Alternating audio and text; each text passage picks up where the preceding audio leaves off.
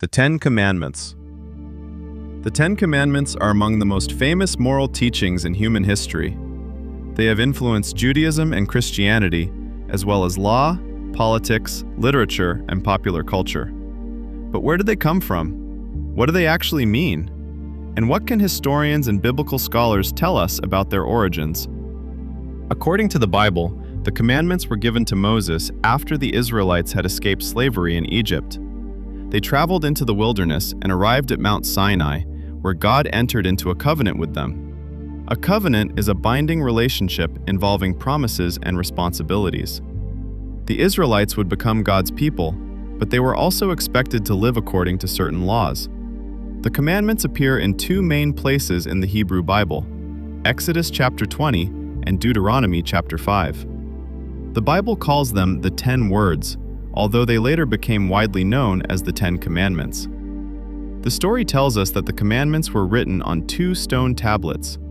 However, when Moses came down from the mountain, he discovered that the Israelites were worshiping a golden calf. In anger, he threw the tablets down and shattered them. A second set of tablets was later produced. Interestingly, the Bible does not number each commandment. This has led different religious traditions to divide them in slightly different ways. Jewish tradition usually treats the statement, "I am the Lord your God, who brought you out of Egypt," as the first of the 10 words. Many Protestant traditions separate the command against worshiping other gods from the command against making idols. Catholic and Lutheran traditions usually combine those teachings and divide the final command about coveting into 2. Although the numbering differs, the main teachings are broadly the same. The first commandment is, "You shall have no other gods before me." This commandment requires complete loyalty to God. In the ancient world, many societies worship several gods. The Israelites were being told that their loyalty must not be divided. The commandment is not only about religious belief. It also asks a deeper question. What has the greatest power and authority over your life? The second commandment is, "You shall not make or worship idols." An idol was an image or object treated as a god. The commandment warned the Israelites not to reduce God to something that human beings could create, control, or manipulate. Some modern religious thinkers argue that an idol does not have to be a statue. Money, fame, power, success, or technology can become like idols when people allow them to control their lives. The third commandment is, "You shall not misuse the name of God." This is sometimes understood as a warning against using God's name disrespectfully. However, its original meaning was probably wider than this. It also prohibited using God's name dishonestly, such as making a false promise, swearing a false oath, or claiming that God supported something that God had not authorized. The commandment therefore warns against using religion as a way of gaining power, controlling others, or justifying dishonest behavior. The fourth commandment is, "Remember the Sabbath day and keep it holy." The Sabbath was a regular day of rest. People were expected to stop working and set aside time for worship, family, and reflection. The 2 biblical versions give different reasons for this commandment. In Exodus, the Sabbath is connected to the creation story. God created the world in 6 days and rested on the 7th. In Deuteronomy, the Sabbath is connected to freedom from slavery. The Israelites must rest because they were once slaves in Egypt. They must also allow their servants, workers, visitors, and animals to rest. The biblical scholar Walter Brueggemann has described the Sabbath as an act of resistance. It challenges the idea that a person's value should be based only on how much they work, earn, or produce. The fifth commandment is, "Honor your father and your mother." This does not simply mean that young children must obey their parents. In the ancient world, honoring parents included respecting them, listening to their wisdom, and caring for them as they became older. The commandment helped to protect family relationships and preserve knowledge between generations. However, honoring parents does not mean that harmful or abusive behavior must be accepted without question.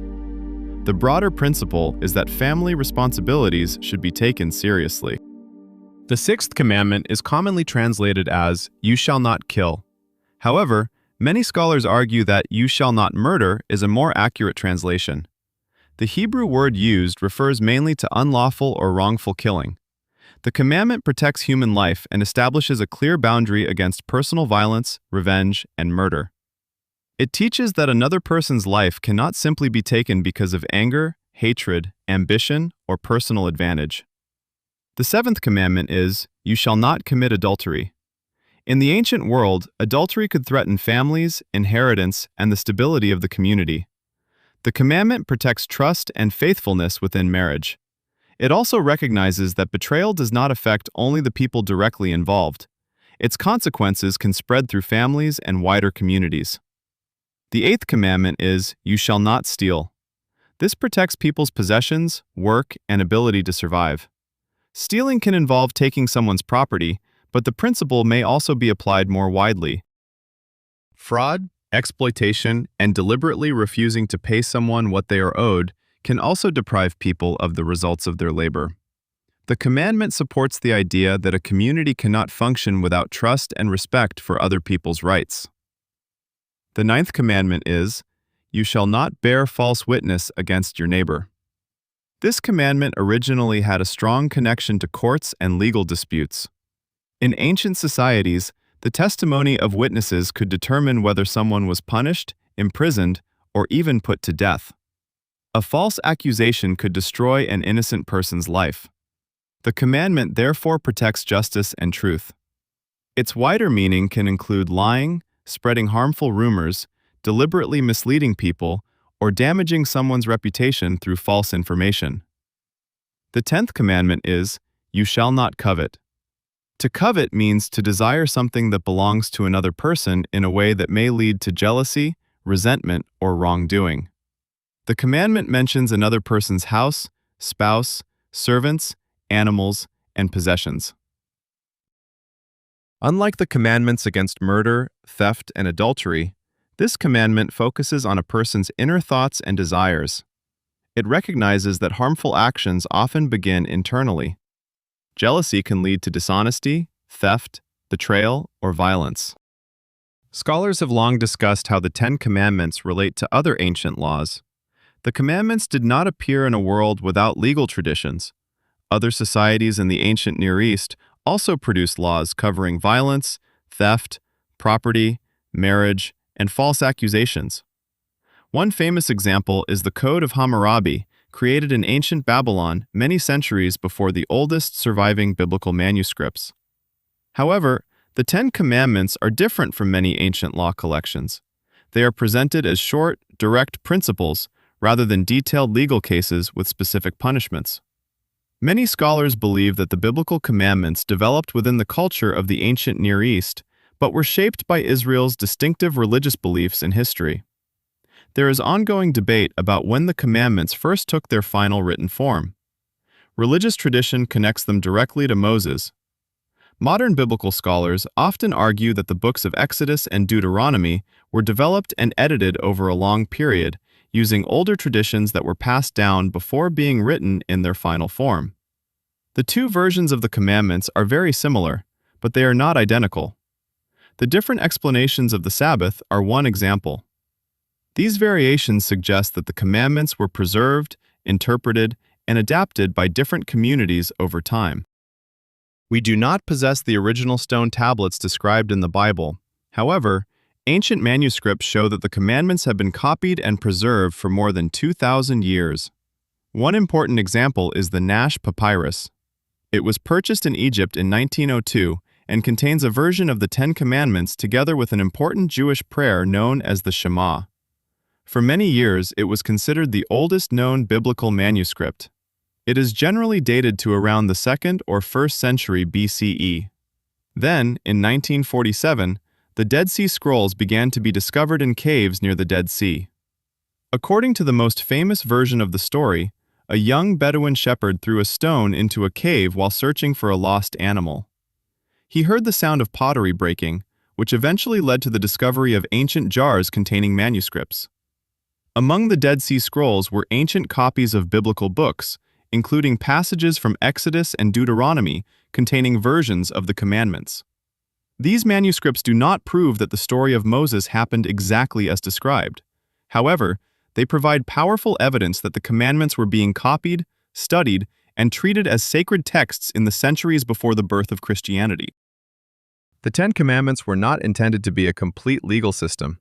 They do not answer every moral question or explain every possible situation. Instead, they establish foundational principles: loyalty, truthfulness, rest, respect, faithfulness, justice, protection of life, and control over destructive desires. They begin with the relationship between humanity and God before moving towards relationships between people. Their continuing importance may come from the fact that they address both actions and motivations. They ask not only what people do, but also what they worship, what they desire, and what kind of community they want to create. Whether they are approached as divine commandments, ancient literature, or influential moral teachings, the Ten Commandments continue to raise a powerful question. What responsibilities do human beings have towards God, towards one another, and towards the societies in which they live? Sources include Exodus 20, Deuteronomy 5, the Dead Sea Scrolls, the Nash Papyrus, Walter Brueggemann's Sabbath as Resistance, Bernard Levinson's research on Deuteronomy, and Michael Coogan's scholarship on the Hebrew Bible.